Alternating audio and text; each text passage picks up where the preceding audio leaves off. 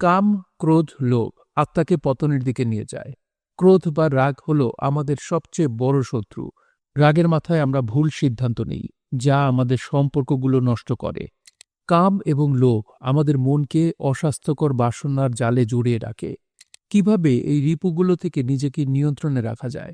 ভগবদ্গীতায় শ্রীকৃষ্ণ বলেন, অভ্যাস এবং বৈরাগ্যের মাধ্যমেই মনকে নিয়ন্ত্রণ করা সম্ভব। নিয়মিত অভ্যাস ও জাগতিক বিষয়ের প্রতি অনাসক্তি মনকে নিয়ন্ত্রণ করতে সাহায্য করে। তখনই আপনি সঠিক পথ খুঁজে পাবেন। মনকে জয় করুন, জীবনকে জয় করতে পারবেন। অর্থাৎ আপনি আপনার মনকে নিয়ন্ত্রণ করতে পারলেই আপনার জীবনে আপনি প্রতিষ্ঠা লাভ করতে পারবেন, সফল হতে পারবেন। এছাড়া আমরা যদি আমাদের ক্রোধ, কাম, লোভগুলোকে সংবরণ করতে না পারি, তাহলে আমাদের জীবনে সফলতা পাওয়াটা দুষ্কর। ইসলামেও কিন্তু একই কথা বলছে, নিজের সাথে, নিজের নফসের সাথে যুদ্ধ করা। মানে নফস বলতে এই ক্রোধ, কাম, লোভ এগুলোকেই বোঝায়।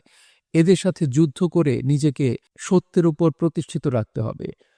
শ্রীকৃষ্ণের এই বাণী থেকে আমরা বুঝতে পারি, পৃথিবীর সকল ধর্মই মানুষকে সফলতার জন্যে তার কুপ্রবৃত্তি থেকে নিজেকে সরিয়ে রাখার জন্য সচেষ্ট থাকতে বলেছে।